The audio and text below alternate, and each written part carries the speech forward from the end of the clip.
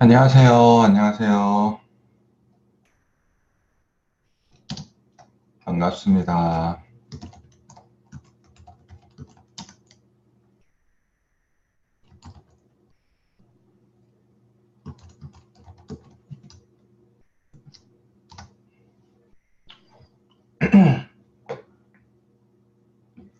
반갑습니다, 여러분.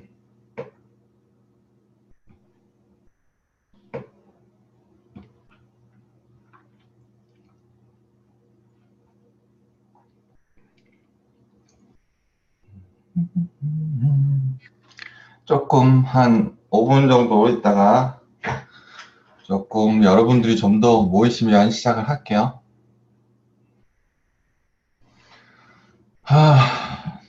다들 안녕하세요. 다들 잘 지내셨습니까?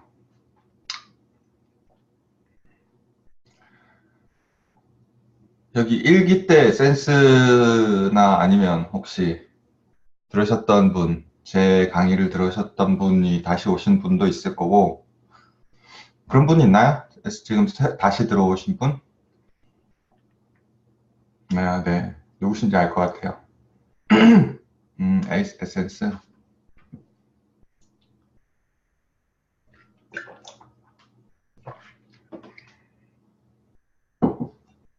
그래요.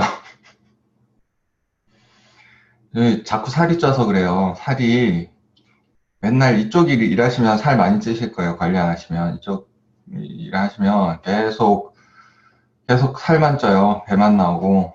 이게 맨날 이제 밥만 먹고 앉아서 있는 일이다 보니까 계속 이제 살만 뒤룩뒤룩 찌고 운동할 시간도 없고 따로 시간 내서 운동하기도 쉽지 않으니까 게을러서 또 그러다 보니 자꾸 이제 배만 나오고 ET가 돼가네요. 안녕하세요. 네, 감사합니다. 링크 올려주셔서. 자, 오늘은 뭐 대충 이제 컴포지터가 뭔지 뭐 이런 정도의 시간이 될 것 같아요. 컴포지터에 대해서 뭐 누크에 대해서 자세히 설명을 드릴 시간은 많이 없을 것 같고 대략적으로 이제 누크가 하는 일이 뭔지 VFX에서 어떤 방식으로 일을 하는지 뭐 그런 식으로 수업이 진행이 될 것이고요. 누크도 잠깐 열어서 이제 누크 인터페이스라고 그러죠. 인터페이스에 대해서 간략적으로 설명을 드리겠습니다. 그리고 이제 앞으로 진행될 에센스에서는 질문하셨던 걸 쭉 보니까 대충 이제 프로젝션 뭐 이런 쪽으로 질문을 많이 하시는 것 같더라고요. 그래서 저는 대충 다음 시간에 이제 에센스 수업에는 뭐 많은 걸 가르쳐 드릴 수가 없어요. 이제 이런 기술적인 면에서는 뭐 여러 가지를 설명드릴 시간도 없고 사실 그런 거보다는 이제 대략적인 개요라든지 뭐 그런 거에 대해서 가르쳐 드릴 거지만 어, 질문하신 사항에 대해서 하셨던 거에 대충 이제 다음 주 수업에 들어가면 설명을 드릴 수 있을 것 같아요. 어, 그리고 세 번째 수업에서는 대략 이제 앞으로 있을 어드밴스 수업, 이번에는 이제 중급반하고 고급반하고 나뉘어졌죠. 그래서 이제 아마 어떻게 나뉘어졌고, 뭐 어떤 방식으로 제가 수업을 할 건지랑, 이제 컴포지터 데모릴이 어떤 것이 이제 좋은 것인지, 뭐 대충 그런 거에 대해서, 어, 설명을 드릴 것 같아요. 네. 누크의 VR 기술과 전망. 이건 뭐 제가 잘 모르는데, 수업 정보가 있지 않을까요? 근데 뭐, 위에 이제 카카오톡에 누가 올려주셨네요. 링크를. 수업하고 있습니다. 그러면 지금 몇 시죠? 3분. 또 올려주셨네요. 감사합니다. 어쨌든, 네. 에센스 수업은 그런 방향으로 계속 진행이 되고, 될 겁니다. 일주일에. 3주죠. 3주가 이제 길면 길고 짧으면 짧은 시간이지만, 네. 컴포지터를 모르시는 분들은, 아예 모르시는 분들은 이런 게 컴포지터다 정도는 알아가실 수 있지 않을까 생각을 합니다. 자, 그러면은 지금 제 목소리 잘 들리시죠?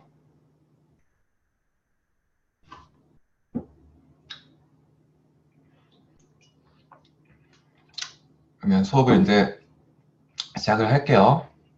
많은 분들이 꽤 들어오신 것 같으니까 60여 분, 70여 분 정도 들어오셨네요. 그러면 수업을 진행을 하겠습니다. 자, 오늘 수업은 이제 에센스 첫 강의 시간이고요. 저를 이제 잘 아시는 분도 있겠지만, 저를 이제 처음 접해 보시는 분도 있기 때문에 제 소개를 간략하게 하고 가겠습니다. 저는 캐나다 토론토에 살고 있고요. 거기서 지금 컴포지터 일을 하고 있습니다. 지금 다니는 회사는 픽소몬도고요. 거기서 지금 컴포지터로 일을 하고 있고, 시니어 컴포지터로 일을 하고 있고, 여기서 했던 작업은 스타트랙, 지금 TV쇼죠. 스타트랙 TV쇼, 그리고 뭘 했더라? 뭐 여러 가지 영화, 그리고 갑자기 생각이 안 나네요. 그리고 뭐, 지금 하는 거는 도그라는 건데, 독스 퍼포즈라는 건데, 조그만, 뭐, 영화예요.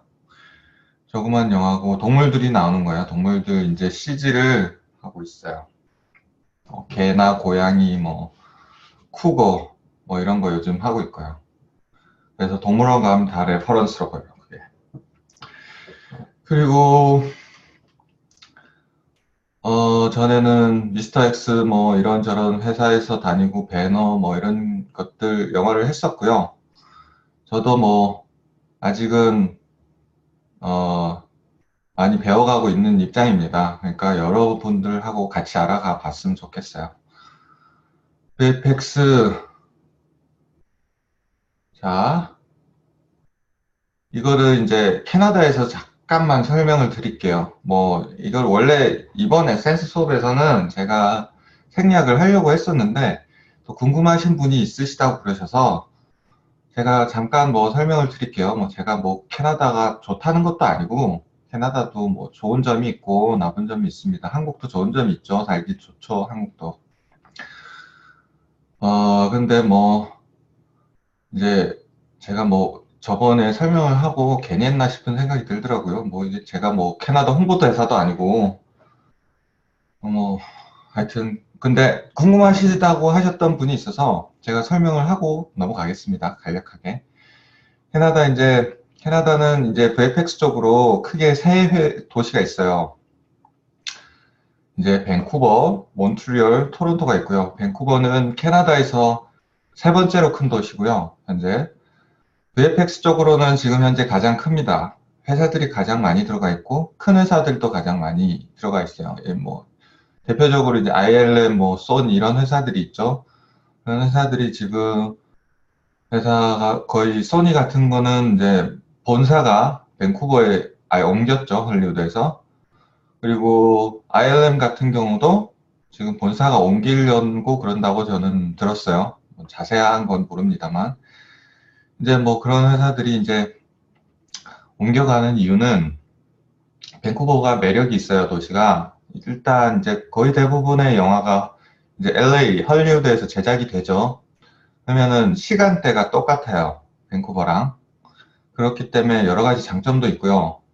그리고 이제 뭐 캐나다에서 이런 쪽 일을 이제 육성을 시키기 위해서 캐나다 그 텍스 베네핏을 많이 줘요. 그 왜 우리나라 어벤져스도 예전에 서울시에서 촬영을 하면서 많은 텍스 베네핏 같은 거를 줬죠. 텍스 베네핏 같은 거를 주면서 서울에서 촬영을 했잖아요. 그래서 이제 마블에서 많이 이제 촬영을 하고 부산에서도 그 최근에 그 뭐였죠?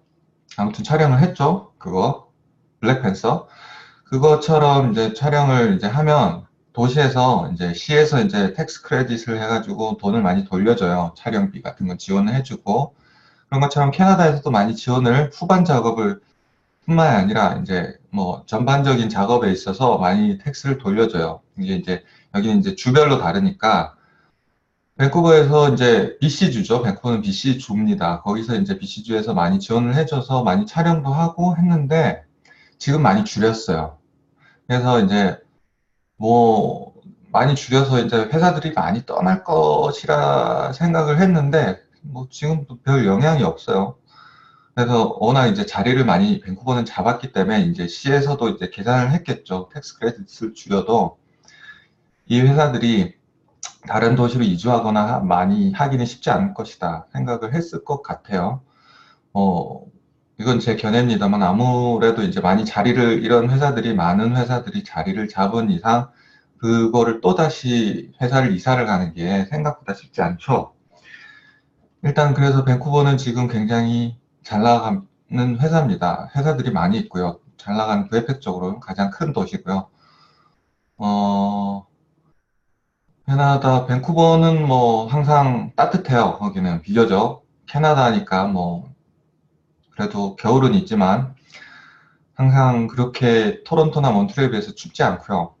하지만 항상 눈이 옵니다. 아니 비가 옵니다. 눈 대신 비가 오죠. 그래서 12개월, 1년 12개월 중에 한 8달은 비가 온다고 보시면 됩니다. 그래서 항상 흐리고 좀 비가 많이 와서 그런데 여름엔 되게 좋다고 그러더라고요. 그리고 몬트리올 같은 경우는 도시 자체로는 두 번째로 크고요. 이제 캐나다 전체에서 두 번째로 큰 도시고 벨팩스적으로도 두 번째로 큽니다. 뭐 지금 계속 성장을 굉장히 빠른 속도로 하고 있는 도시 중 하나예요.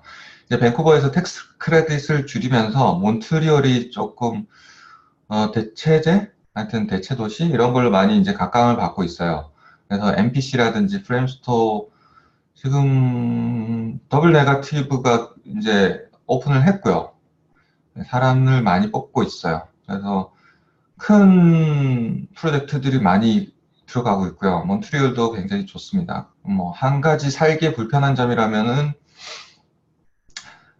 불어를 씁니다. 몬트리올은. 근데 회사에서는 영어를 써요. 넷플릭스 회사에서는 회사 자체는 영어를 쓰지만 이제 도시 자체가 불어를 쓰다 보니 생활하시기에는 조금 이제 불편한 점이 있죠. 영어를 쓰기도 하지만 불어를 씁니다. 그래서 영어를 좀 외곽적으로 나가면 영어를 못하는 사람들도 많아요. 좀 재밌죠? 캐나다란 도시가 그래요. 한 나라에서 어떤 데는 불어만 쓰고 어떤 데는 영어만 써요. 그래서 맞아요. 퀘벡주예요. 퀘벡주 안에 있는데 조금 외곽적으로 나가시면 좀 그래요. 어쨌든 뭐 회사를 다니면서 여러분이 뭐 잠깐 사시는 데는 뭐 좋습니다. 몬트리올도 각광받고 있는 도시고요. 이 세 도시 중에 매력적인 점이라면은 집값이 싸요, 비교적. 그래서 인건비에 대해서 생활비가 낮기 때문에 좋아요. 세 도시 중에 밴쿠버랑 토론토는 지금 집값이 굉장히 비싸기 때문에 생활비가 굉장히 많이 나가요. 그래서 뭐 최소 집값을 이제 한국 돈으로 한 100만 원 정도는 월세로 내신다고 생각을 하시면 되고요. 물론 가족이 있으신 분은 이제 아예 이제 좀 집 전체를 빌리시면 이제 그 2배가 되신다고 보면 되겠죠. 방이 딸린 집을 이제 렌트를 하신다고 생각을 하시면. 근데 몬트리올은 비교적 쌀 거예요, 아마. 집값 자체도 싸고, 렌트비도 쌀 거예요. 그리고 마지막으로, 토론토고요. 토론토는 지금 제가 있는 도시고, 토론토는 세 도시에 비해서 도시 자체는 제일 큽니다. 도시 자체는 제일 크고, 캐나다에서 제일 큰 도시고, 북미에서 아마 도시 규모로 네 번째인가? 큰 도시인가? 그래요. 꽤 큰 도시예요. 그리고 계속 성장하고 있는 도시고, 근데 하지만 VFX 쪽으로는 앞에 두 도시들보다는 좀 작은 규모의 이제 도시고요. 회사는 뭐 제가 있는 지금 픽소몬도라든지 미스터엑스, 뭐 소호, 스핀 이런 앞에 회사들에 비해서 좀 작은 규모의 회사들이 위치하고 있습니다. 그래도 뭐 토론토도 지금 성장하고 있는 편이에요. 픽소몬도 같은 경우도 지금 저희 회사도 꽤 지금 사람이 많이 늘었고요. 100명, 200명? 200명까지는 안 되고요. 100명 좀 넘겠네요. 그리고 미스텍스도 지금 브랜치가 많이 늘었죠. 인도에도 브랜치가 생겼고 이제 글로벌화 되어 가고 있죠. 근데 뭐 일단 이제 앞에는 워낙 이제 이름만 들어도 정말 빵빵한 회사들이 있으니까 거기에 비하면 사실 작죠. 하지만 도시 자체는 가장 크고요. 그래서 뭐 토론토의 장점이라면 이제 사회 기반 시설이 잘 돼 있죠. 학교라든지 병원이라든지 살기는 편하죠.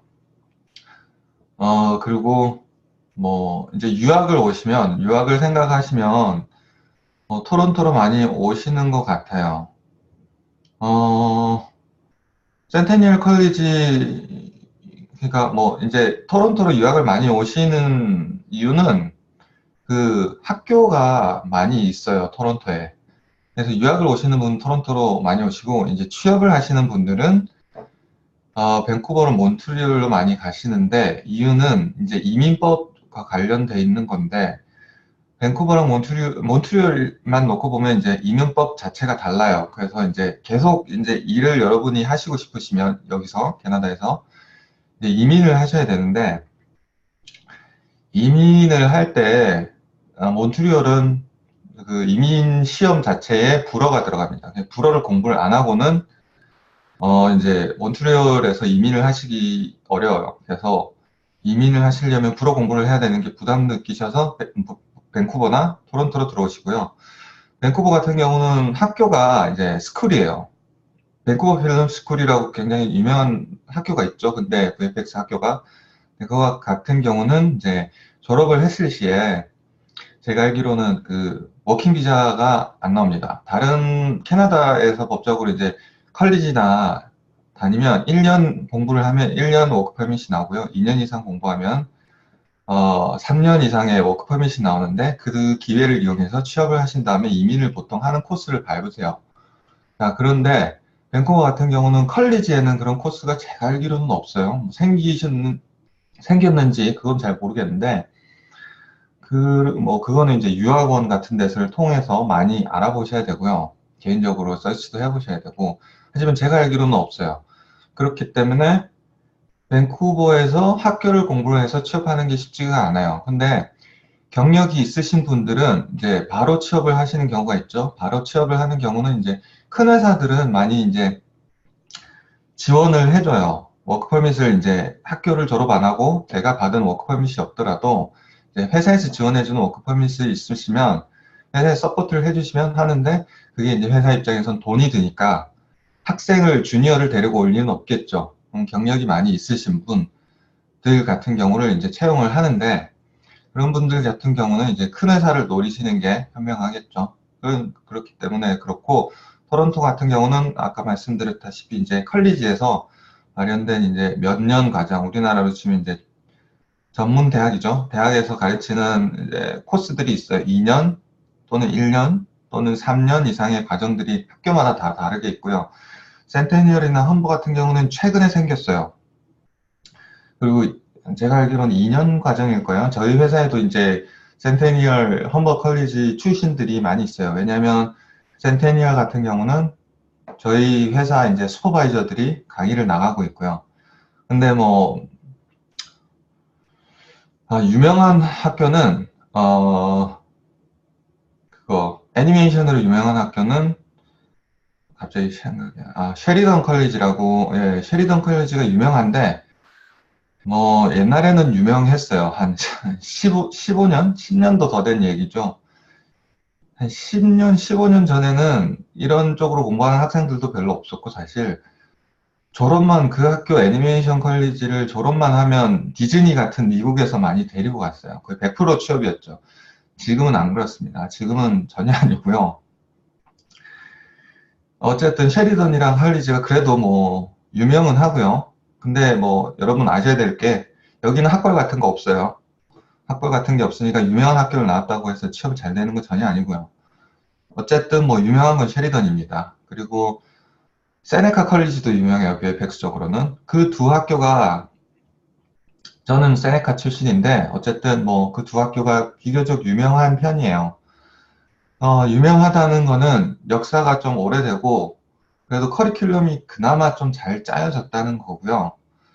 근데 세네카 같은 경우는 애니메이션은 3년 코스고 VFX 코스는 1년입니다. 애매하죠. 2년이 참 좋은데 2년은 빨리 끝낼 수 있고 3년 워크 퍼밋을 받을 수 있죠. 그래서 험버라든지 센테니얼에서 최근에 생긴 지 얼마 안 됐어요. 한 2년, 3년밖에 안 됐어요.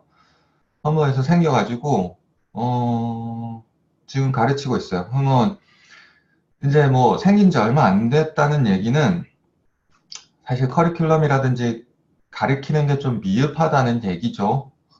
사실 공부하기에는 좋지는 않지만 어쨌든 빨리 졸업을 해서 워크퍼밋 받기에는 어 좋아요. 그런 거에는 뭐 그런 게 어떤 쪽으로 이제 자기가 포커스를 맞추느냐에 따라서 이제 뭐 선택을 하시면 될 것 같고요.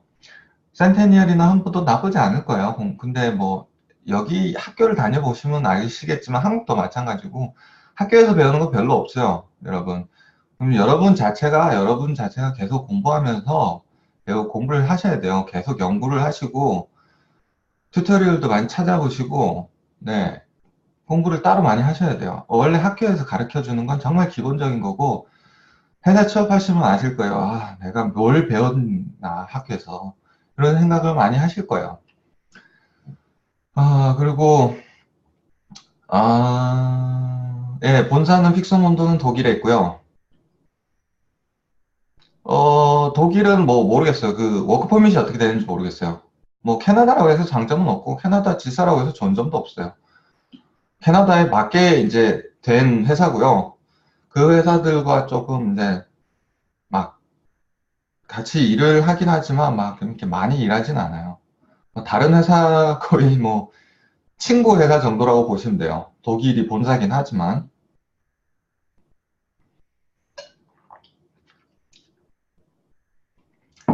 자, 그러면 여기까지 캐나다에 대한 설명은 여기까지 하고요.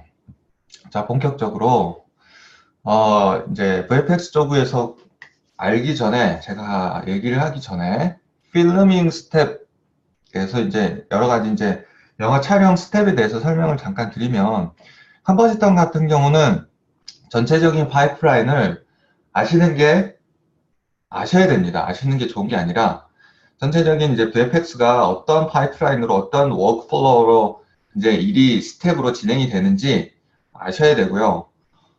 그 전에 이제 잠깐 이거는 뭐 이제 곁들여서 제가 설명을 드리면 영화 촬영이 어떻게 되냐면 이제 프리 프로덕션, 이제 프로덕션, 포스트 프로덕션이 있는데요. 세 단계로 크게 이제 진행이 되고 프리 프로덕션은 이제 시나리오 작업, 라이팅 뭐 이런 거 스크립트 작업을 이제 영화 대본이죠. 대본 이런 시나리오라든지 그런 거를 짜고 뭐 배우, 섭외, 뭐 이제 스케줄링 이제 전체적인 이제 이런 스케줄이라든지 버짓이라든지 예산을 잡고 로케이션 같은 거 정하고 뭐 이제 그런 촬영 전에 카메라를 들고 촬영 전에 하는 모든 작업을 이제 프리 프로덕션이라 그러고요.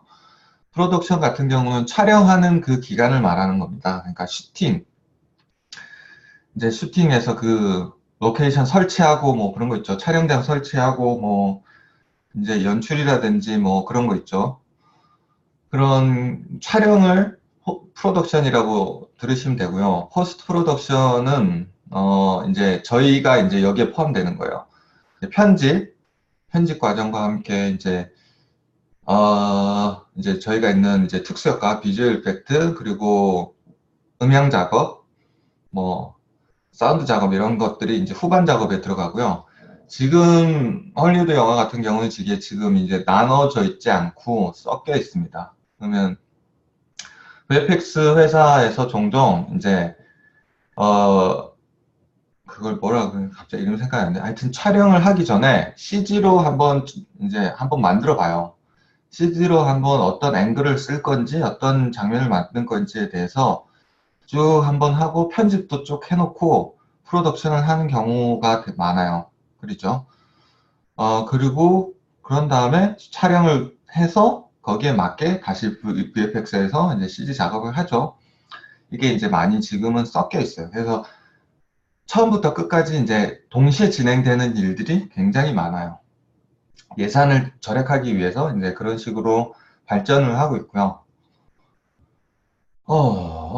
자, 이제 그러면 베이펙스 쪽에서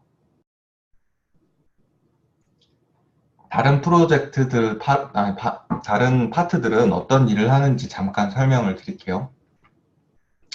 자, 먼저 에셋이 있고요. 에셋 같은 경우는 이제 모델러가 따로 있고, 텍스처가 따로 있고, 뭐, 룩뎁이 따로 있고, 뭐 이런 아티스트들이 여기서 이제 에셋 안에서 나뉘어져요. 나뉘는 회사도 있고, 에셋 아티스트라고 해서 그냥 이걸 전체적으로 이제 다 같이 하는 회사도 많이 있어요. 규모가 작을수록 이제 한 사람이 하는 범위는 늘어나고요.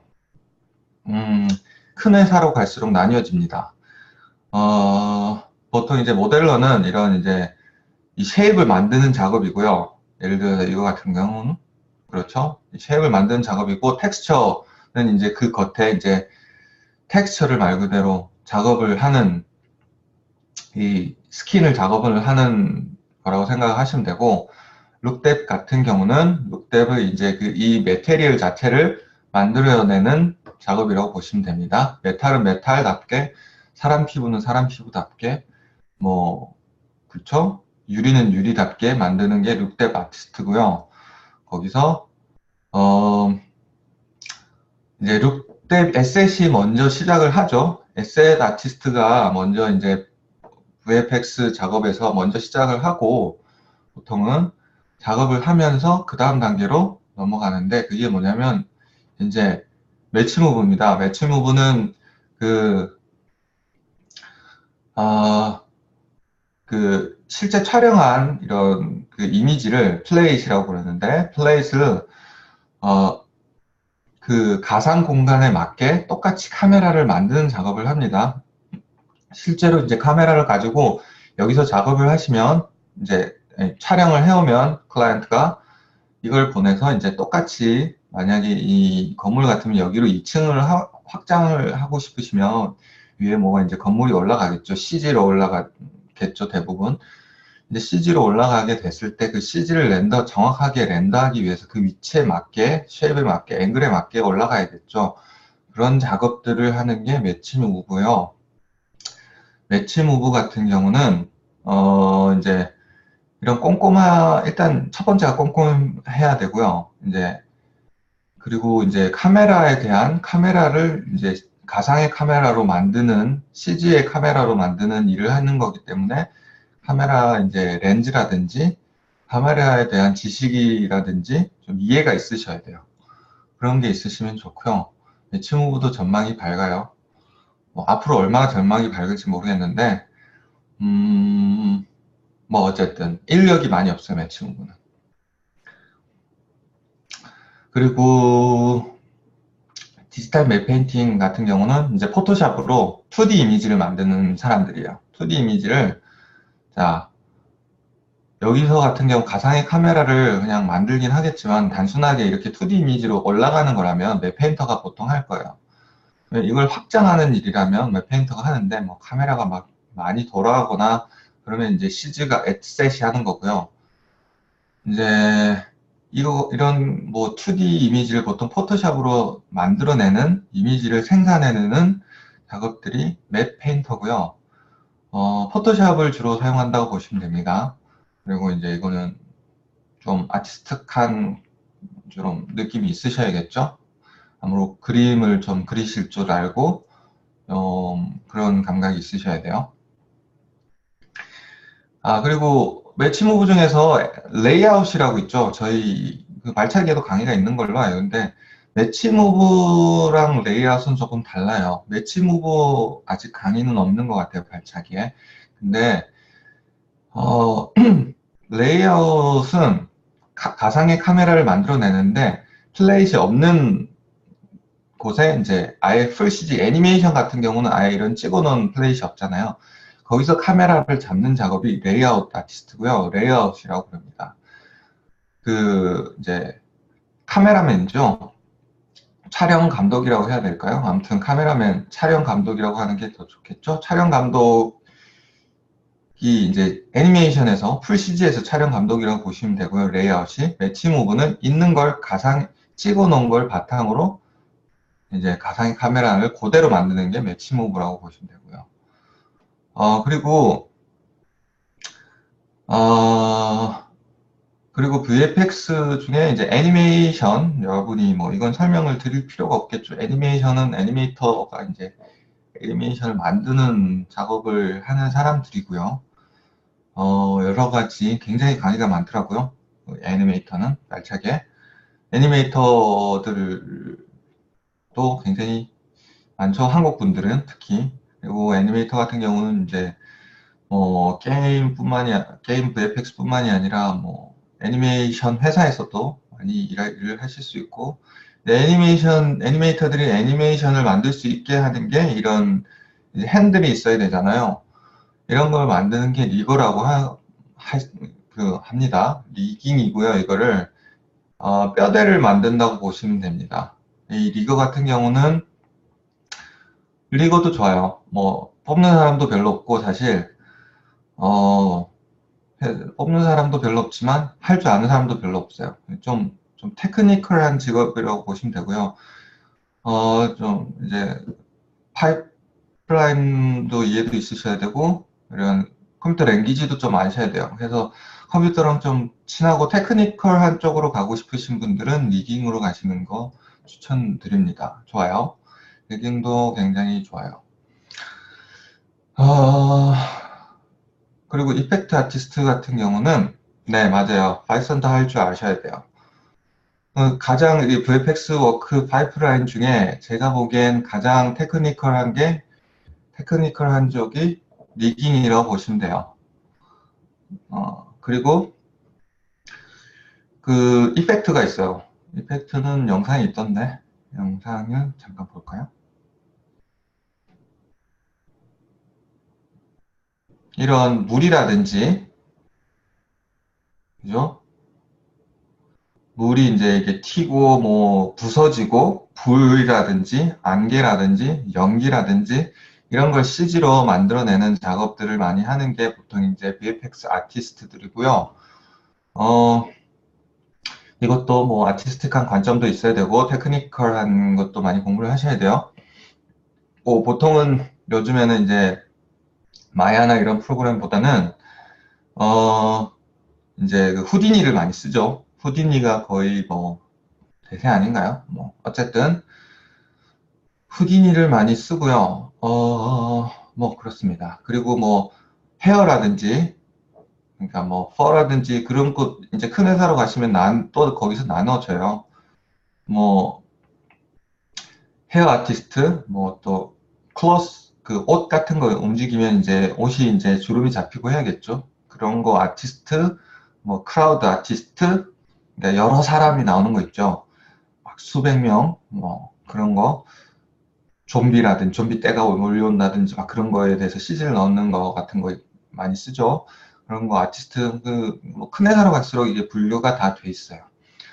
어쨌든 그런 걸 통틀어서 이펙트 파트에서 하고요. 그리고 라이팅 아티스트 저희랑 이제 좀 관련이 많이 있죠.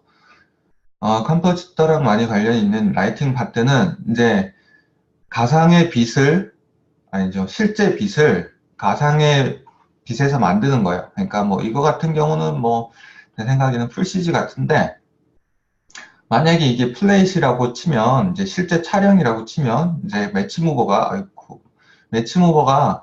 이런 이제 촬영을 이제 한 거에서 가상의 카메라를 만들고요. 에셋 아티스트를 만들어 놓은 이제 이런 거를 이제 가져와요. 건물 뒤에 백그라운드 건물이 여기가 이제 플레이시라고 칩시다. 그러면 이제 여기서 앵글에 맞게 카메라 그 가상 그 매치 무브가 만들어 놓은 카메라 앵글에 맞게 이제 만들어 배치를 해 놓습니다. 그러면 카메라를 이제 에셋 아티스트들이 만들어 놓은 거를 가져오고요. 그럼 이제 이 에셋이 만든 이게 뭐죠? 파시픽님 같은데 이 로봇을 가져와서 집어넣고요. 애니메이터랑 리그에서 작업한 이제 이 에셋이 만들어 놓은 로봇을 가져와서 애니메이터가 애니메이션을 만듭니다. 만들고 그 다음 단계가 이제 라이터가 라이팅을 이제 여기서 만들어 놓죠. 플레이트에 맞게 보통 똑같은 라이트에 빛을 줘서 라이트를 주고요. 뭐 여기서 이제 빛 자체가 만들어 놓고 B 같은 경우는 컴포지터가 작업을 하는 경우도 있지만 뭐 대부분 이제 큰 회사 같은 경우는 글쎄요. 큰 회사라고 다 그렇지도 않고 그러니까 샷마다 달라요. 샷마다 다른데 컴포지터가 이런 B를 만드는 경우도 있고요. CG로 B를 만드는 경우도 있어요. B 같은 경우는 근데 많이 컴포지터가 많이 하는 것 같아요. 근데 뭐 제가 알기로는 ILM 이런 데서는 거의 뭐 이펙트가 하지 싶어요. 어쨌든 뭐 B를 이제 이펙터가 만들어 놓은 걸 또 이제 보통은 라이터가 하고요. 라이터가 이제 가져와서 B를 내리게 하면 그걸 라이팅에 이제 맞게 렌더링을 겁니다, 라이터가. 이제 렌더러 같은 경우는 저희 회사 같은 경우는 지금은 VRA를 쓰고 있고요. 렌더러를 VRA를 쓰고 있고 지금 아놀드로 넘어가려고 테스트하고 있어요. 그래서 넘어갈 것 같기는 한데 뭐 두고 봐야 할 것 같고요. 아직은 VRA로 작업을 하고 있어요. 뭐 근데 아까 후디니에 있는 멘탈레이도 쓰기도 하고요. 멘탈레이도 쓰고 이거 회사마다 그거는 다 달라요. 매치무브 같은 경우도 프로그램이 신사이즈, 뭐 PF 트래킹, 그리고 또 뭐 있었지? 하여튼 뭐 프로그램이 또 큰 게 하나 있는데 그런 게 있고요. 근데 뭐 ILM이나 웨타 같은 큰 회사에서는 자체 개발한 이제 소프트웨어를 써요. 자기들이 개발한 그런 걸 쓰고 그리고 이제 하지만 뭐 대부분의 이제 3D 작업들은 마야 안에서 이루어지고요. VFX 같은 경우는 3D 맥스로 작업을 하는 경우는 대부분 이제 게임 회사라든지 게임 회사나 CG 쪽 아니 그 뭐지 광고 쪽은 3D 맥스를 많이 쓰고 애니메이션이나 VFX 쪽은 마야를 거의 대부분 씁니다. 마야를 쓰고요. 그리고 렌더링 같은 경우는 뭐 이제 경우에 따라서 후디니에서 멘탈레이를 쓰기도 하고 이펙트는 후디니를 쓰고요. 뭐 대충 설명을 드립니다. 그게 대세라는 거고요. 회사마다 다 다른 이제 파이프라인을 가지고 있기 때문에 이제 뭐 네, 케이스 바이 케이스입니다.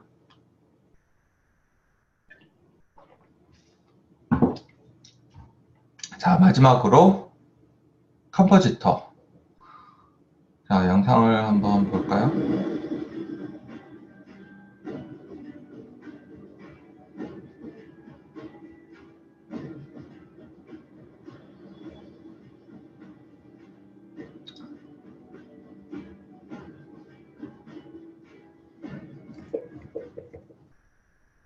맞아요. 주라기 공원인 것 같아요. 저도 주라기 공원이겠죠. 이 건물이 친숙해 보이네요. 그렇다면 아마도 뭐 디지털 도메인에서 작업을 한 건가?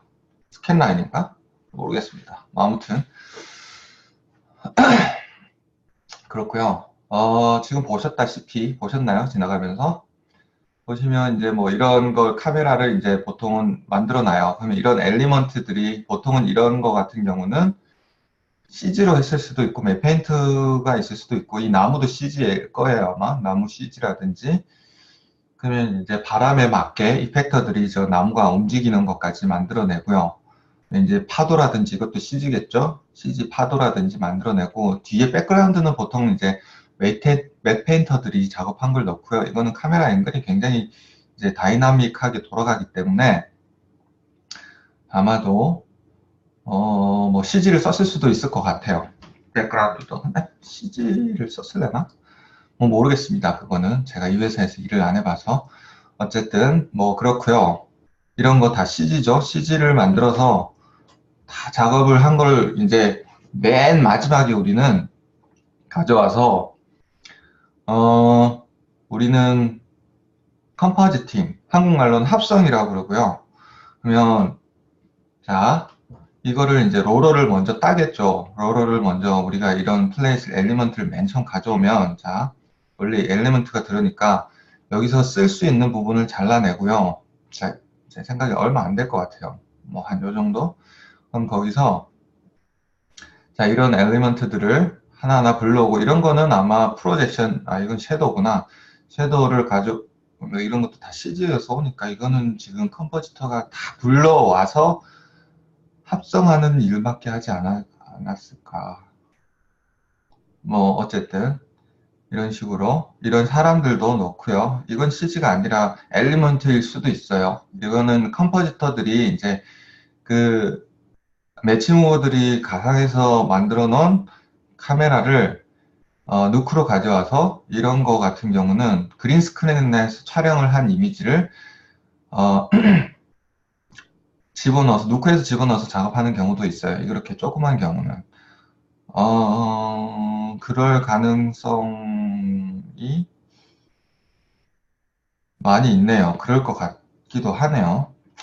어쨌든 근데 뭐 건물 같은 경우는 아마 CG일 거예요. 나무라든지. 그리고 배경 같은 경우는 맵 페인터에 가는 가능성이 많이 있고요.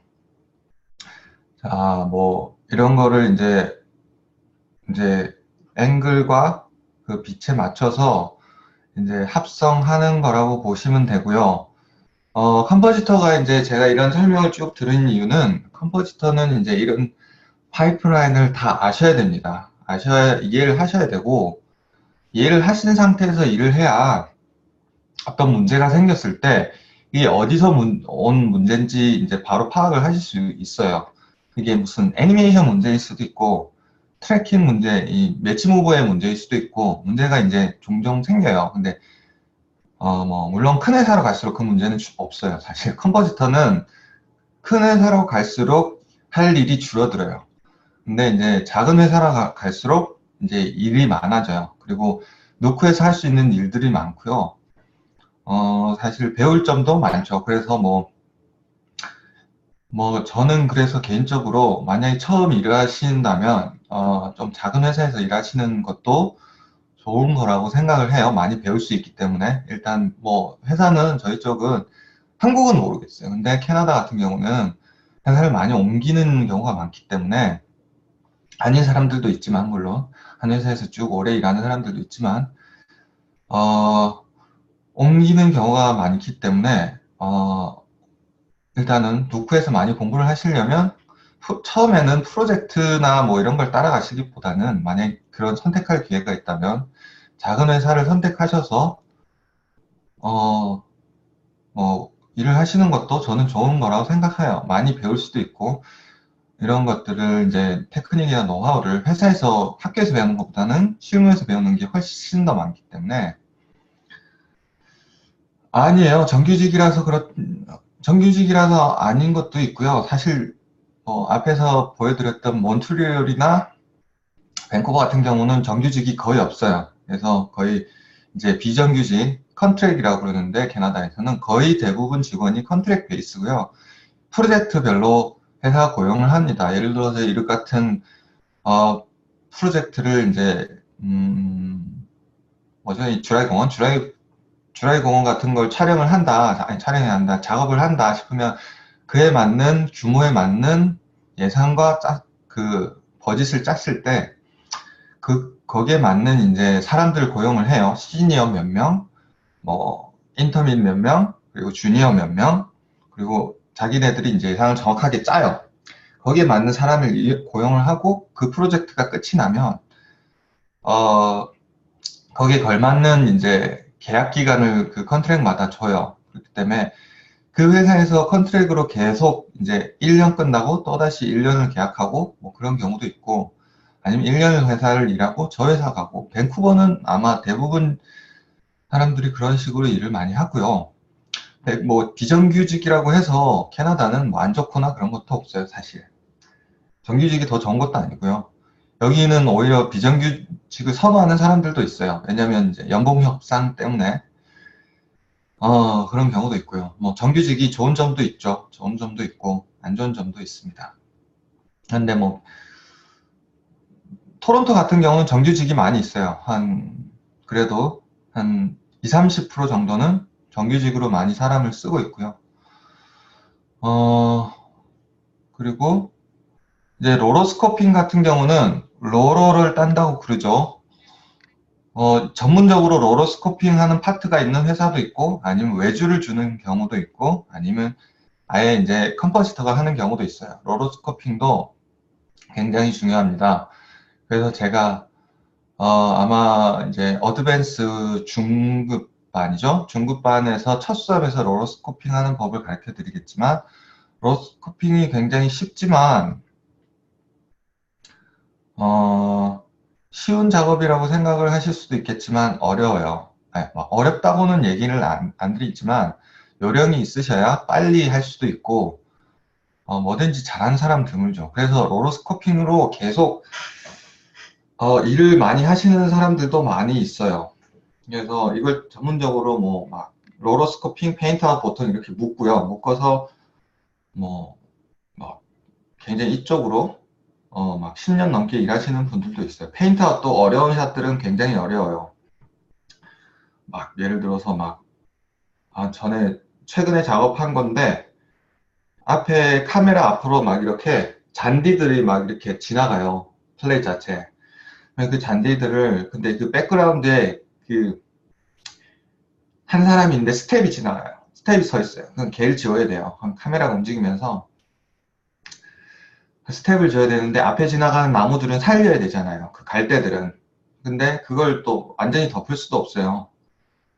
그래서 좀 그 갈대들을 로러를 따고 그 페인트아웃을 하느라 힘들었던 기억이 있는데 어쨌든 로러라든지 페인트아웃이라든지 이것도 좀 노하우라든지 요령이 필요해요. 로러라고 뭐 단순한 작업이라고 생각을 안 하시면 좋겠어요. 이것도 잘하는 사람, 컴포지터 중에서도 경력이 꽤 있는 사람들 중에서도 로로스코핑이 요령이 좀 노하우가 부족해서 막 잘못해서 지글거린다든지 막 이렇게 라인이 약간 막 움직이는 거 있죠. 로로스코핑은 빠르게 움직이는 어떤 사물이나 물체를 로로스코핑 하는 것보다 천천히 움직이는 로로스코핑을 하는 게 어렵거든요. 그래서 그런 것들이 막 이렇게 막 움직일 때 그걸 잘못하면 막 이렇게 막 움직여요. 로러가 제대로 안 되면. 그런 로러를 많이 안 해본 컴포지터들 같은 경우는 그런 게 좀 문제가 있을 수도 있어요. 근데 그런 것도 좀 기본적으로 아셔야 될 거는 많이 해보시면 많이 느는데 안 해본 사람은 어쩔 수 없죠. 뭐 그런 요령이 없겠죠. 그러니까 그런 사람들이 있어요. 근데 이제 중요하니까 워낙에 로러스코핑은 컴포지팅에 있어서 기본이고 기본이 어디를 가나 가장 중요하죠. 그리고 아까 VR 쪽 얘기하셨는데 VR이 모르겠어요. 솔직히 저희 회사에서도 한번 작업을 하긴 했는데 그렇게 전망이 밝은지는 모르겠어요. 게임 쪽으로는 제 생각에는 전망이 밝을 것 같아요. 게임 쪽으로 나가신다면 그런 쪽이 이제 전망이 밝겠죠. 근데 뭐 제가 미래를 어찌 알겠습니까? 제가 미래를 알면 제가 이러고 있지 않겠죠. 미래를 예견할 수 있는 능력이 조금 있었다면 저는 주식이나 하고 있겠죠. 어쨌든 VR 쪽이 그랬어요. 아직까지 영화 VFX 쪽으로는 전망이 밝은 것 같지는 않아요. 아직까지, 그러니까 전망이 밝지 않다는 표현보다는 활성화돼 있지 않아요. 근데 게임 쪽으로는 제 생각에는 전망이 밝을 것 같아요. 플레이스테이션 지금 VR이 있고 앞으로도 그쪽으로 계속 발전하지 않을까. 가능성이 제 생각에는 무궁무진할 거는 같아요. 근데 그게 어떤 속도로 얼마나 빨리 발전을 할지는 모르죠. 근데 영화 같은 경우는 생각을 해보시면 알겠지만 감독이 짜여진 이 앵글을 중요하게 생각을 해요. 이것 자체가 예술이기 때문에 얼만큼 이 화면 안에 담을 것인가, 얼만큼 이거를 담을 것인가가 중요한데 VR은 이 뒤쪽까지 쫙 다 보이잖아요. 고개를 돌릴 수 있으니. 그러면 이제 감독이 보여주고 싶은 이 화면을 보는 게 아니라 다른 쓸데없는 화면을 이제 보여주는 거기 때문에 게임을 할 때는 좋겠지만 글쎄요, 이 영화라는 예술을 이제 체험하기에 좋을까요? 그게? 광고 쪽으로는 근데 사용을 해요. 예를 들어서 이제 신기하니까 처음에는 또 많이 했었어요. VR이 한창 뜨고 했을 때는 이 VR이 한창 막 이렇게 핫할 때가 있었잖아요. 핫할 때는 이 페이스북이라든지 SNS를 통해서 많이 전에 이제 제가 배너라는 걸 작업을 할 때도 그런 걸로 이제 작업을 해가지고 왜냐면 이제 풀 CG가 돼야 되니까 촬영 자체는 2D로 해놓고 이제 풀 CG로 만들어서 이제 막 그 배너의 유명한 장면 있죠. 말을 타고 경주하는 거 같은 거 그런 거를 이제 VR로 만들어가지고 체험을 할 수 있게 했는데 이게 생각보다 뭐 광고 효과가 미미했는지 어쨌는지 하여튼 그런 그게 풀 CG고 굉장히 이제 커야 되잖아요. 도움을 만들어야 되니까 360도 뿐만 아니라 위아래 뭐 다 만들어야 되니까 이게 굉장히 이제 노력과 수고에 비해서 모르겠어요. 그 광고 효과가 큰지는 모르겠는데 아무튼 광고라든지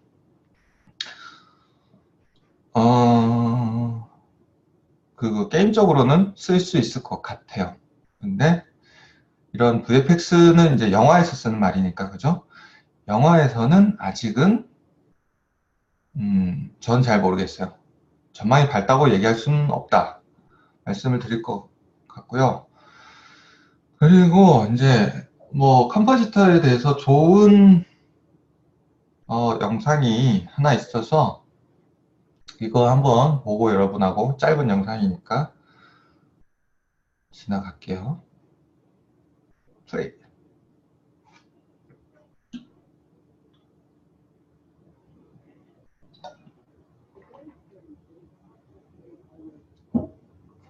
이 영상 소리가 들리시나요, 여러분?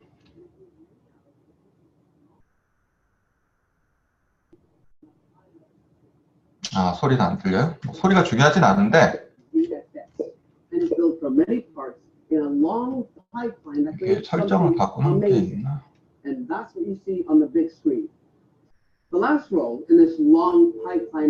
그죠? 많이 보셨을 거예요. 많이 아시는 분도 많을 거예요. And rendered elements from multiple sources to create a final lifelike illusion. What is that, you ask? Let me show you. It's a profession that includes many skills such as rotoscoping, which 자, 이게 로로스코핑이고요. And there are all kinds of techniques to accomplish it. 그죠? 로로스코핑, 엣지 맞추고 그런 게 기술입니다. 로로스코핑도 기술이지만 이게 키고요. 자, 이거 같은 경우는 지금 맵페인터를 써는 거예요. 맵페인터를 써서 카메라에 맞게 집어넣은 거고요. 키도 굉장히 테크닉이 많습니다. 그래서 시니어랑 주니어랑 굉장히 차이가 많이 나는 것도 키고요. 지금 이게 이제 카메라 트래킹을 한 거고요. 자, 이거는 자, 이렇게 바꾸는 거죠. 자, 이게 CG 컴포지팅이죠. 자, 이거는 이제 잘 생각을 하셔야 되는 게 얘가 이제 빛이 어느 쪽에서 들어오는 거고 그림자가 어떻게 지고 이런 걸 생각을 하셔야 되는 게 컴포지터도 생각을 하셔야 돼요. 자, 로로 했죠. 링크까지 올려주셨네요. 감사합니다.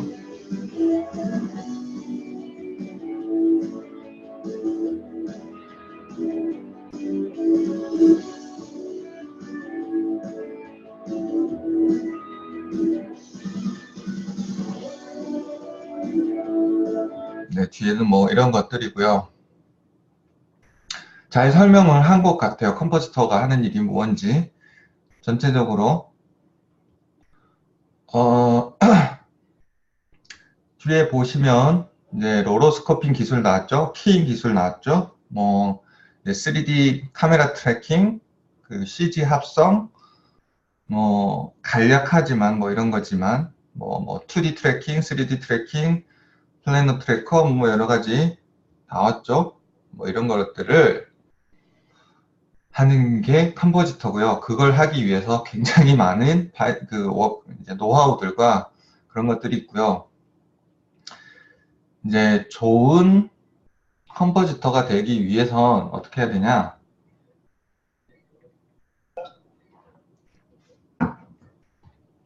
이제 아까처럼 이제 CG 합성을 하기 위해서는 이제 말씀을 드렸지만 좋은 라이터가 이제 라이팅을 잘 해서 주면 누크에서 정말 에셋도 좋고 라이팅도 좋고 하면 컴포지터가 진짜 할 일이 별로 없어요. 진짜 같은 게 그러니까 CG를 가상의 어떤 물체를 진짜 같이 보이는 게 컴포지터가 할 일이고요. 그러면 자 진짜 에셋 아티스트도 정말 리얼리스틱하게 만들고 뭐 이제 라이팅도 정말 정확해서 그 실제 플레이과 거의 흡사하다면 컴포지터는 그냥 로로 따서 엣지만 맞추면 뭐 사실 할 일이 별로 없겠죠. 그래서 제가 이제 말씀드렸다시피 큰 회사로 갈수록 할 일이 별로 없어요. 컴포지터는. 하지만 작은 회사로 갈수록 이제 시간 자체가 이제 줄어들고 개개인이 해야 될 분량도 늘어나고 전문적으로 어떤 텍스처, 뭐 에셋이면 룩뎁이면 룩뎁만 하는 게 아니기 때문에 이제 아티스트의 성향은 뭐 저는 좋은 회사로 갈수록 더 잘하는 사람이라고 생각은 안 해요. 그리고 작은 회사에 있는 분들도 굉장히 잘하시는 분들도 많고요. 훌륭하신 분들도 많아요. 그 사람이 큰 회사에서 들어갔다고 해서 일한다고 해서 유명한 작품을 했다고 해서 잘한 사람은 제 경험상 아니에요. 왜냐하면 큰 회사, 큰 프로젝트를 하고 왔다고 해서 제가 보니까 잘하지도 않더라고요. 그런 사람도 많고, 물론 큰 회사에서 근데 비교적 충분한 시간과 인력이 주어지면 잘한다 이거죠. 근데 작은 회사에 올수록 그게 이제 작고 어떤 파이프라인이라든지 회사의 그 기술적인 그 요소들 때문에 이제 점점점 줄어들고 컴포지터의 역할이 점점점 이제 마무리 작업에서 해야 될 일들이 늘어나요. 그렇기 때문에 이제 컴포지터는 빛이 어디서 들어오고 어디서 어떻게 되는지 또는 어떤 물체는 어떤 빛에 대해서 어떻게 반사가 되고 어떻게 빛이 나며 카메라로 이제 어떤 사물을 찍었을 때 어떤 방향으로 이제 사물이 보여지는가에 대한 이해가 좀 감각이 있으셔야 돼요. 그래서 예술적 감각, 샷을 이제 어떻게 예쁘게 꾸미냐, 어떻게 예쁘게 꾸미면 이 샷이 예뻐지냐도 좀 이해를 하고 있으시면 좋아요. 좋고, 그런 것들을 또 내가 생각하는 것만큼 이쁘게 꾸미기 위해서는 테크니컬한 이제, 기술도 좀 누크에 대한 이해가 이제 당연히 높으셔야겠죠. 누크가 이런 기본적인 노드에 대한 이해도 있으셔야 되지만 그걸 어떻게 노드를 조합하느냐에 따라서 결과물이 이제 결론적으로는 달라지는 거기 때문에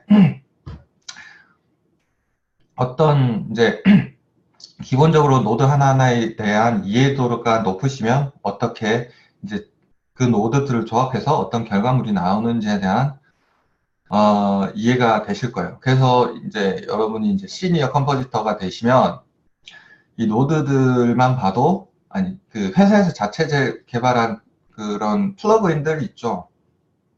또는 그 누키피디아에서 맞나요? 거기서 만든 이제 아티스트들이 올려놓은 그런 거 있죠. 그런 툴들이 어떤 거는 이제 보기만 해도 아예 이런 워크플로우로 이런 거 노드들을 조합해서 만들어 놓은 거구나. 이걸 이제 기본적인 감각이 있으시면 이게 대충 주르륵 나와요. 예를 들어서 좋은 요리사 같으면 어떤 음식을 딱 맛을 보면 얘 어떻게 만들었겠구나. 뭐 어떤 조미료가 들어갔고 어떤 이제 향신료라든지 어떤 게 주르륵 들어가서 어떤 걸 이제 불을 몇 도로 해서 좋은 요리사 같으면 그게 감이 온대요.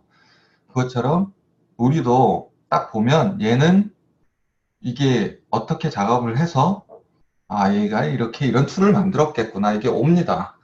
근데 이거는 처음부터 보면 이게 쉽지는 않고요.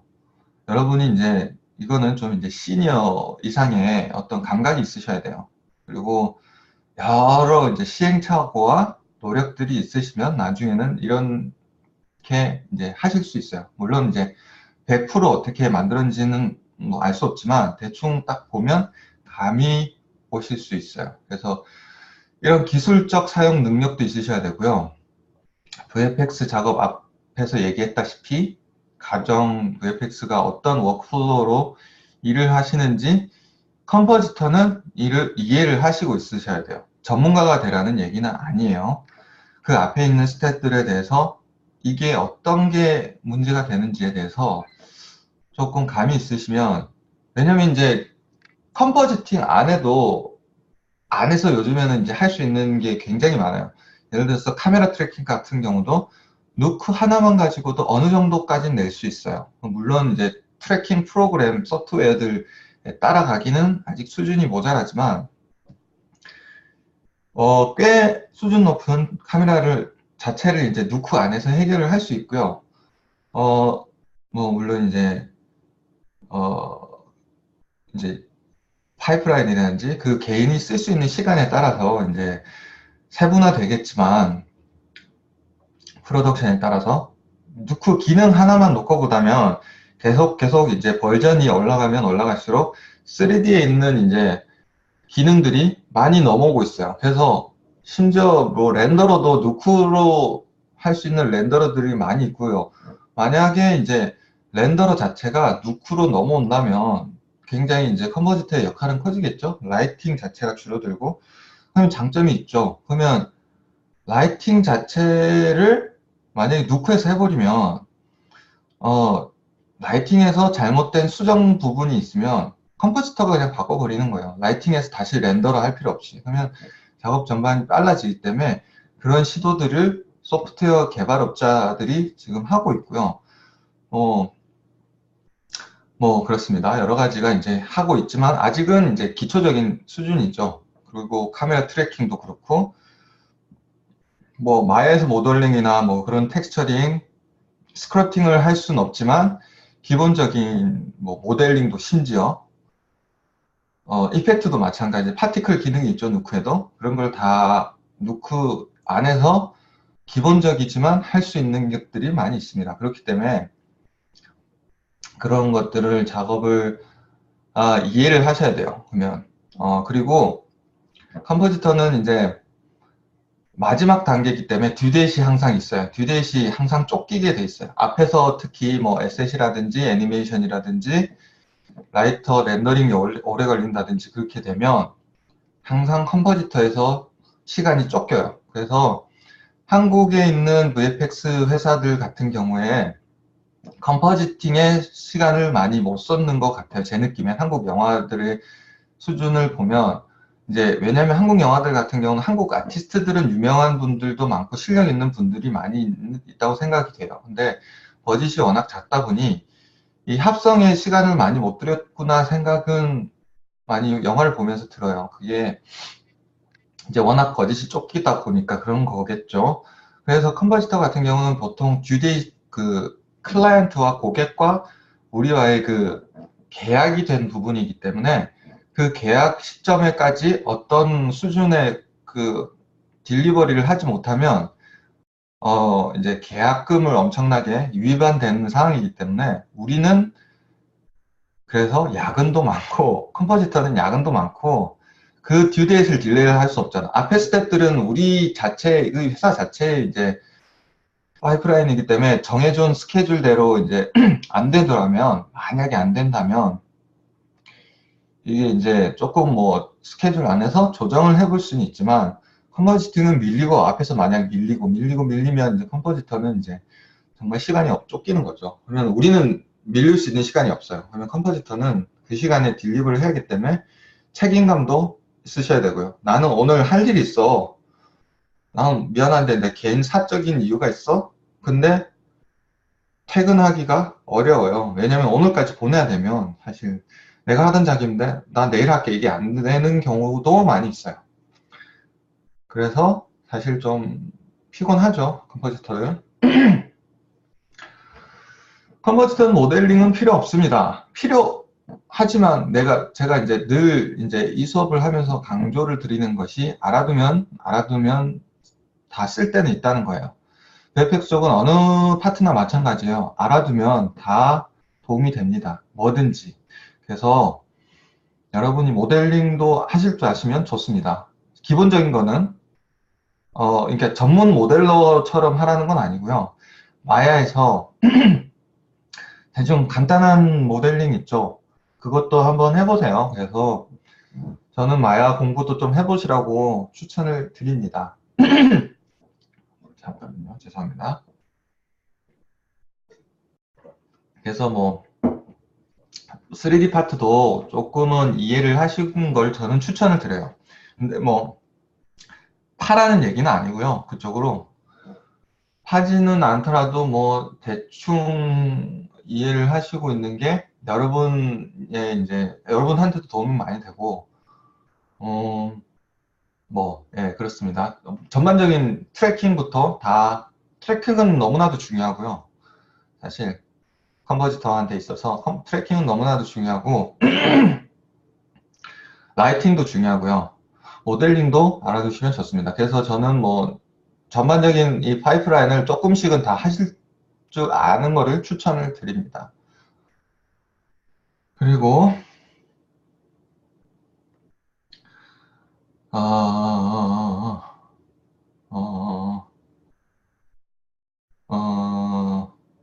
저희 회사 같은 경우는 누크 스튜디오를 안 씁니다. 누크 스튜디오를 안 쓰고요. 쓰는 회사도 있죠. 많이들 요즘에는 스튜디오에서 많이 쓰는 것 같기도 해요. 이제 근데 그 스튜디오를 쓰는 장점 중 하나는 대충 저도 스튜디오를 잘 몰라요. 열어본 적이 있긴 한데 뭐 제가 일을 해본 적도 없고요. 그냥 이제 누크 10에서 처음 나왔죠. 누크 10이 나올 때 스튜디오도 이제 같이 9인가요? 9에서 나왔나? 어쨌든 누크 스튜디오도 나왔는데 누크 스튜디오에서 아이고 이거 없네 시간이. 누크 스튜디오에서 나왔는데 저는 잘 써본 적이 없어요. 어드밴스를 들으시면은 네 뭐 기본적인 그거 제가 도와드립니다. 저번 수업을 들으셨던 분들 중에서 이제 취업을 하셨던 분들도 있고요. 제가 이제 개인적으로 이제 제 피드백을 보내시면 제가 피드백도 드리고 합니다. 그리고 뭐 중급반 있죠. 중급반을 들으셔도 어느 정도 수준 이상의 이제 아마 그 수업을 그러니까 뭐죠? 포트폴리오를 만드실 수 있으실 거예요, 심지어. 고급반도 좀 더 이제 고급스러운 기술을 제가 이제 하는 거고요. 중급반은 이거는 반드시 알아야 된다. 라는 거는 기본적으로 다 가르쳐 드리는 거기 때문에, 그렇게 나눠 놓은 거고요. 대충 뭐 자세한 거는 이제 에센스 세 번째 수업에서 제가 말씀을 드릴게요. 그리고, 예, 그렇습니다. 뭐, 불똥이 만약 CG 같으면 CG나 이제 이펙트의 영향도 있겠지만, 만약에 어색해 보이는, 그렇죠? 그러면 아마 컴포지터가 이제 그런 경우가 많이 있겠죠. 역할일 거겠죠.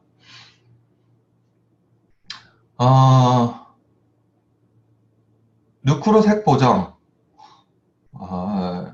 저는 본 적이 없어요. 그 색 보정이라는 게 이제 그 어떤 슛을 이제 찍으면, 자, 제가 이제 인터페이스에 대해서 설명을 간략하게 빨리 드릴게요. 수업 시간이 다 돼가기 때문에.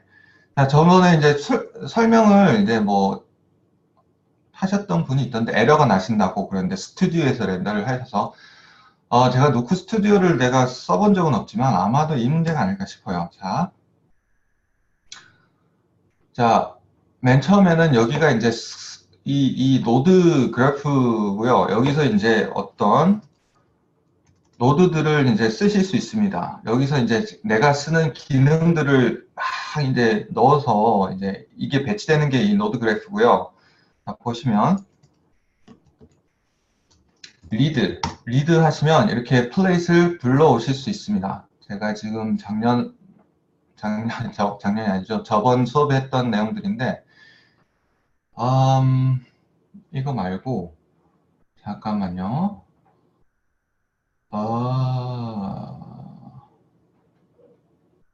자, 이걸 한번 불러와 볼까요?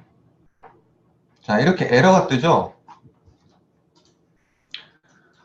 이거는 MP4 파일 같은 경우는 놓고해서 이제 에러가 뜨는데, 이유가 이제 뭐 이런 게 이제 럿이라고 그러죠. 럿이라고 말씀하셨던 게 색 보정이라고 보시면 됩니다. 이 고유의 가진 이제 원본이 가진 그 컬러가 있고요. 컬러가 여러 가지가 뭐 있습니다. 감마, 뭐 여러 가지 카메라별로 다르고요. 거기서 이제 뭐 예를 로그라는 걸로 많이 이제 사용을 하는 경우도 있고, 이제 리니어라고 하는데, 리니어라는 것도 있고, 그 컬러에서 지금 자세하게 설명을 드릴 시간은 없을 것 같고, 다음 에센스 시간에 좀 더 자세하게 한번 알아보고요. 예를 들어서 이제 뭐 여러 가지 컬러가 있어요. 그거 같은 경우를 이제 컬러로 색 보정을 합니다. 느낌에 맞게 감독이 원하는 스타일대로. 근데 하는데, 그건 보통 이제 컬러리스트라고 그러나요? 아무튼 그런 아티스트들이 보통 하고, 누크로 색 보정을 하는 건 저는 못 들어봤어요. 그 아티스트들이 누크로 하는지는 모르겠어요. 누크로 할까요? 과연? 어쨌든 그런 걸로 하면 어떤 그 색감에 맞게, 예를 들어서 초록색이면 보통은 외계인이라든지, 뭐 이제 좀 느낌이 보통 좀 위얼드한, 이상한 그런 느낌 드는 거 있죠. 보통 평범하지 않은 그런 기괴한 느낌이 들 때 보통 초록색을 많이 씁니다. 그리고 뭐 파란색이라든지 이런 거는 조명도 마찬가지고, 보통 그런 느낌은 보통 이제 공포영화, 무섭고 으스스한 게 파란색이 많이 들어가요. 그러거나 뭐 아닌 경우는 이제 그 느낌에 따라서 달라요. 따뜻하면 이제 로맨스 영화 뭐 그런 식으로 많이 쓰는데, 어쨌든 그런 그 씬별로 느낌을 나타낼 때 어떤 그 컬러리스트가 쓰는데, 거기서 이제 여기서 있죠. 여기서 이제 그 컬러가 뜹니다. 럿이라는 게 그 자체 그 컬러 보정한 컬러들을 우리가 불러와서 그 컬러를 이제 우리가 베이스로 영화 상영되는 것을 그 컬러에 맞게 우리가 합성을 해야 되잖아요. 거기서 보실 수 있는 게 여기서 보실 수 있어요. 근데 이렇게 에러가 나는 이유가 있어요. MP4 같은 경우는, 자, 또 여기서 S를 누르시면 프로젝트 세팅에 들어가실 수 있습니다. 프로젝트 세팅에 들어가시면 여기서 프레임 레인지를 정하실 수도 있고요. 예를 들어 내가 작업하는 프레임 레인지가 보통은 그 프로덕션에서는 1001부터 시작해서 정해져 있어요. 에디터가 정하는 거고요. 이거는 참마다 다 다르겠죠. 이만큼의, 예를 들어서 1001부터 1025까지 프레임을 쓴다고 쓰시면, 뭐 이거 같은 경우는 아니겠지만, 자, 이렇게 쓰시면 되는데, 이게 이제 샵마다 정해져 있고, 프레임마다 이제 사이즈 포맷도 정하실 수 있고요. 스케일도 뭐, 프록시 스케일이 있지만, 프록시를 쓰는 수도 있고, 안 쓸 수도 있고, 근데 요즘 컴퓨터가 좋아져서, 프록시를 안 쓰는 경우도 많이 있고, 뭐, 아무튼 경우에 따라서는 써야 되고요. 프록시는 이제, 만약에 원본 파일이 워낙 크면, 4K면, 너무 크게 작업을 하시면, 여러분이 실시간으로 작업을 하시면 굉장히 느리기 때문에, 프록시 모드는 JPEG 파일이라든지 좀 파일을 이제 작게 해서 작업을 하시는 거예요. 그러면 빨리 작업을 해놓고 결과물만 렌더를 할 때만 좀 크게 작업을 하는 때 쓰는 게 프록시 모드고요. 뭐 저는 4K로 작업을 해본 적은 없어요. 4K를 저번에 한번 트라이 하던데 너무 느려서 작업을 해본 적은 없고요. 보통 2K로 영화 같은 경우는 많이 작업을 합니다. 그리고 여기 컬러에서 아마 여기 OCIO가 디폴트예요. 디폴트라는 뜻은 이제 기본적인 누크를 여셨을 때 그런 거고요. 누크로 바꿔주시고, 그러면 이게 이렇게 뜨죠? 아마도 여기서 sRGB로 보시면 여기에서 이제 찍었던 화면이 일반적인 카메라라면 이렇게 정상적인 화면으로 뜰 거예요. 뭐 그때 질문하신 분이 여기서 이제 듣고 계신지는 모르겠구만. 그런 식으로 작업을 하는데, 문제는 여러분 MP4 파일은 작업을 안 합니다. 우리는 MP4 파일은 쓰시면 안 되고요. MP4나 MOV 파일은 압축이 된 파일입니다. 압축이 된 파일이기 때문에 여러분이 이제 누크에서 불러오셨을 때는 MP4나 MOV 이런 동영상 파일을 불러오셔서 작업을 하시는 게 아니라 EXR이나 DPX 뭐 그런 거를 불러오셔서 그거 작업을 하셔야 되고요. 시퀀스라고 그러죠. 시퀀스 하여튼 그걸로 렌더를 하셔서 불러오셔서 작업을 하셔야 되고요. 자, 이제 인터페이스에서 설명을 드리면, 자, 여기서 이제 이게 리드고요. 숏컷은 R로 쓰셔서 이제 파일을 불러오신 다음에, 여기에 이제 파일이 있습니다. 이렇게 불러오셔도 되고요. 여러 가지 이제 이런 설정 값을 조정할 수 있는, 이런 프로퍼티죠. 이제 설정 값을 여기서 이제 핸들을 하실 노드마다 예를 들어서 트랜스폼이면 로테이션, 스케일, 트랜스폼 여기서 설정 값을 조정할 수 있는 설정 값이 여기 있고요. 커브 에디터면 예를 들어서 여기서 설정을 셋 키로 하시고 자 여기서 움직이시면 자동으로 키가 잡혔나요? 그죠? 그러면 지금 이게 이동을 하는 게 지금 애니메이션이 만들어졌죠? 그러면 자 커브 에디터는 이 애니메이션 만든 게 이제 이 그래프로 보여집니다. 자 여기서부터 지금 X가 0에 있죠? 0에 지금 키가 잡혔고요. 지금 500프레임인가요? 497프레임에서는 키가 여기 잡혀 있다고 보이죠? 여기서 애니메이션이 이렇게 움직인다고 보시면 됩니다. 네, 여기서 내가 만약에 이걸 이렇게 움직이면 지금 커브가 이렇게 움직였죠? 움직이는 게 보이시죠? 이걸 보실 수 있는 게 커브 에디터고요. 더블식 같은 경우는 이제 그 키만 보인다고 보시면 됩니다. 이 애니메이션. 그러면 내가 이거를 여기서 더블식 같은 경우는 이제 이런 식으로 애니메이션을 빠르게 할 수도 있고 느리게 할 수도 있고 뭐 그렇겠죠. 여기서 이제 키를 조정할 때 쓰시는 게 간편하게 조정하실 수 있는 게 더블식이고요. 이건 모두 이제 애니메이션에 관련된 거고 자 여기서 이제 있는 것들이 툴박스예요. 자 여기서 불러오는 어떤 것들은 대부분이 아니죠. 모든 거는 여기서 옆에 다 있다고 보시면 돼요. 자, 여기에 있다고 보시면 되고, 여기를 여시면, 자, 리드 뭐 다 있죠? 그래서 여러분이 만약에 이 어떤 노드를 썼는데 기억이 안 나신다, 이름이 정확하게 안 나신다 싶으면 여기서 찾으시면 돼요. 자, 뭐 예를 들어 스캔 라인 렌더 찾아서 쓰실 수도 있고요. 또는 이렇게 타입을 하셔서 쓰실 수도 있습니다. 그래서 여러분이 이제 좀 익숙해지시면 이렇게 보통은 우리는 저희 같은 경우는 이걸 쓰지 않고요. 이걸 여는 경우는 별로 없고요. 대부분 다 왜냐면 외우고 있기 때문에 머릿속에 있기 때문에 이거를 타이핑을 해서 쓰죠. 왜냐면 그게 빠르니까. 그리고 앞에서 여기서 탭을 치면 됩니다. 탭을 치시고 여기서 뭐가 있을까요? 플레이스를 카드를 치고 싶으시면 C, A 하면 이제 카드를 불러올 수 있는 게 많이 있습니다. 그럼 이 정도 치고 뭐 예를 들어서 카드를 딱 치면 딱 불러와지겠죠. 그리고 이런 식으로 쓰시고요.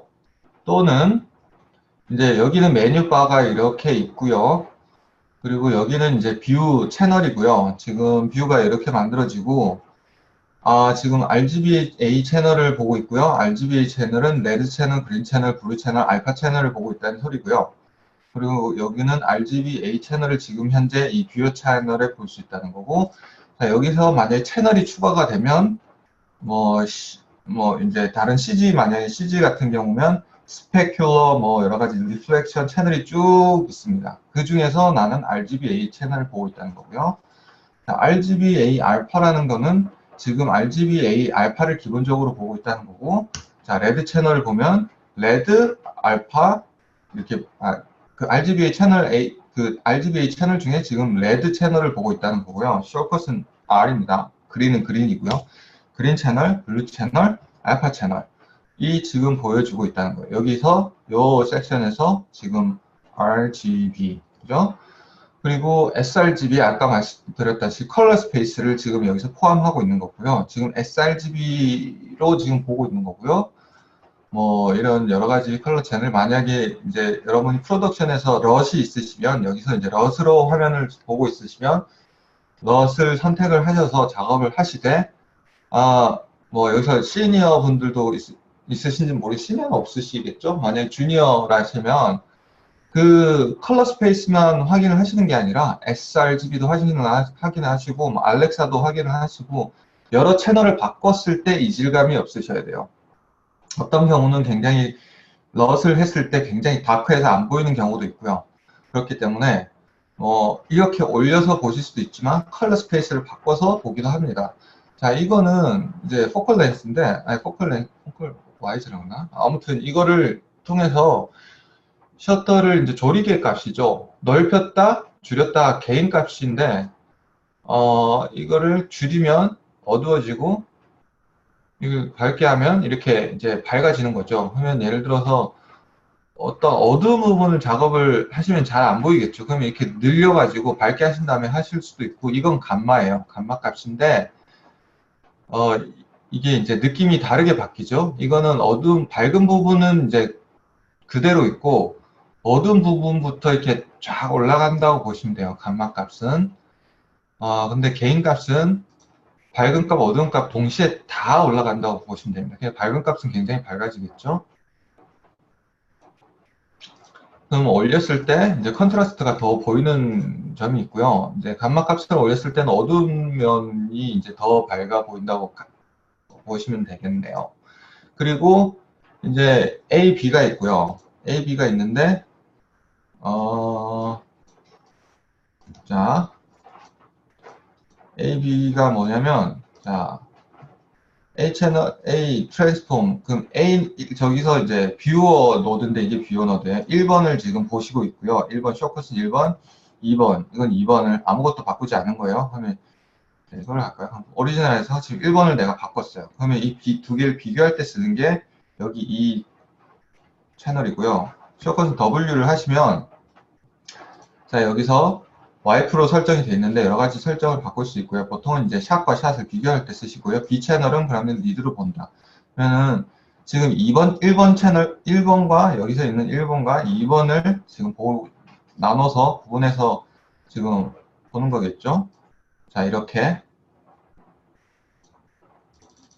자, 샷과 샷을 이제 어떤 비교를 할 때 이렇게 이제 쓰는 거고요. 그렇게 보시면 되고, 자, 이런 것들은 이제 영화에 들어가게 되면 영화 앵글이 이제 위아래가 이제 영화는 감독이 원하는 거에 따라서 이제 잘리게 되겠죠. 그 앵글을 위아래를 볼 때 이제 비율에 맞춰서 볼 때 보는 게 이제 요 어디서라고 보면 되는데 이건 툴에 따라서 이제 파이프라인에 들어가시면 그 비율에 맞는 게 있어요. 그러면 이제 이건 아니고, 타이틀 세이브. 어쨌든 뭐 이렇게 맞춰서 이제 비교를 하실 때 보는데 사실 컴포지터 같은 경우는 그 잘린 부분이라고 해서 이제 신경을 안 쓰는 게 아니에요. 근데 저희는 다 보기 때문에, 사실 뭐 크게 필요는 없고요.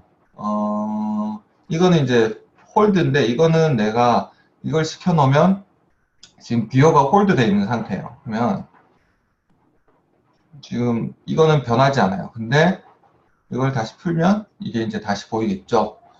그럴 때 뭐 쓰는데 뭐 이것도 만약에 막 화면이 갑자기 안 움직여요. 그럼 숏컷을 실수로 이걸 잘못 누르신 거예요. 그럼 이게 확인을 이거 먼저 한번 해보시고요. 이거는 1대2, 2대2. 그러면 이게 지금 실제로는 HD 화면이지만 지금 합 사이즈로 절반 사이즈로 이제 줄여서 보여지는 거고요. 자, 이건 굉장히 이제 로우레즈로 보이는 거죠. 그러면 이제 굉장히 이제 빨리 보실 수 있을 때 줄여서 보실 수 있는데 사용을 하시는 거고요.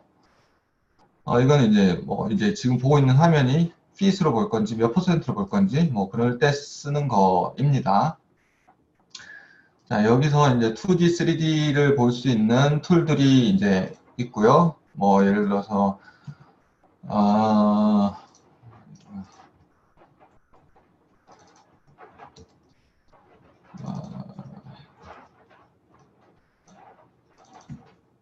자, 이걸 3D로 보면 지금 3D로 바뀌었죠? 보면 이제 여기서 카메라를 있으시면 카메라 앵글로 보실 수도 있고요.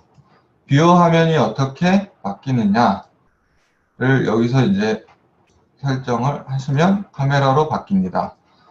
그러면 카메라를 옮기면 어쨌든 카메라 앵글로 여기서 여기인가요? 카메라로 보시면 이제 카메라가 보는 앵글에서 지금 보시는 거고요. 여기서 이제 뭐 그렇습니다. 그런 기능이고요. 이 스포이드 모양이 있죠. 그런 경우는 이걸 이제 값을 이제 찍어 보실 수 있어요. 윈도우에서는 컨트롤일 거고 맥에서는 커맨드일 텐데 커맨드를 하시면 여기 이제 보이시죠? 커맨드 시프트라면 이제 와이드하게 보이실 수 있고요. 그래서 찍으시면 여기 설정 값들이 보이죠? 여기가 이 색이 가진 이 값입니다. 하면 레드 채널은 지금 여기에 이 찍은 포인트가 지금 보이시나요? 이 픽셀 값이 가진 정보들이 여기에 나타나고 있고요. 이건 컬러 코렉트 할 때 굉장히 중요합니다. 그래서 여기 이게 지금 값이 0.75, 그린 값이 0.38 이런 값을 나타나고 있다는 정보들이 지금 밑에 뜹니다. 그리고 이거는 위치 값이고요. 이게 918, X가, Y가 뭐 그렇습니다. 그리고 여기는 이제 타임라인에 대한 정보가 뜨는 거고요. 우리는 지금 24프레임에 대한 걸 보고 있고, 플레이를 하실 수도 있고, 한 스텝만 앞으로 가시는 거고, 키프레임에 가시는, 키프레임을 잡아놓은데 가신다는 거고요. 그 프레임을 이동한다는 거고, 뷰어가.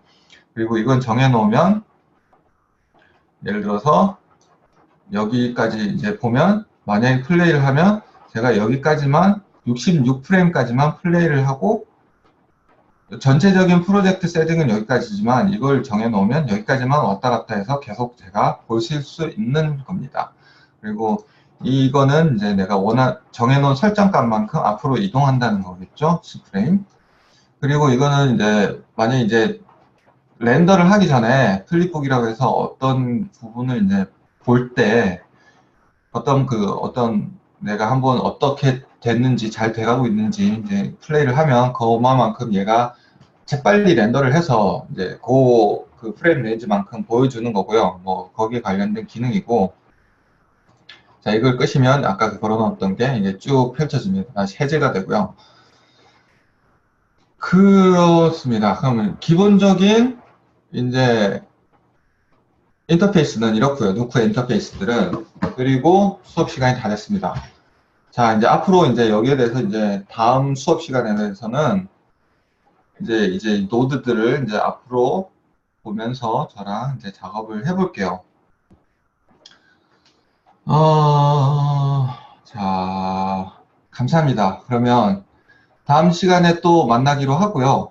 여러분이 이제 질문하실 것들이 있으시면 이제 제가 보고 간략하게 설명을 드릴 수 있는 거면 제가 이제 수업 시간에 답변을 드리겠습니다. 그래서 제가 많이 자세하게 설명을 이제 어드밴스처럼 설명을 드릴 수는 없지만 간략하게 제가 설명을 드릴 수 있을 거는 설명을 드리겠고요. 그래서 이제 이 단톡방에 제가 답변을 드리진 못하더라도 제가 수업 시간에 답변을 최대한 드리도록 하겠습니다.